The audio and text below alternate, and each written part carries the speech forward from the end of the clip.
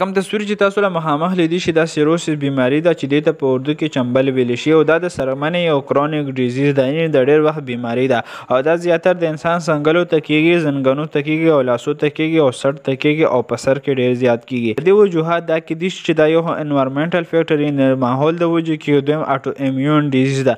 اټو امیون مطلب دا دی چې په انسان کې یو طاقت وي چې د هغه د بیمارو خلاف جګړه کوي او طاقت دومره زیات شي چې انسان کوم روغ سیل دی هغه خوړل شروع کړي چې د هغه د وجې کېږي.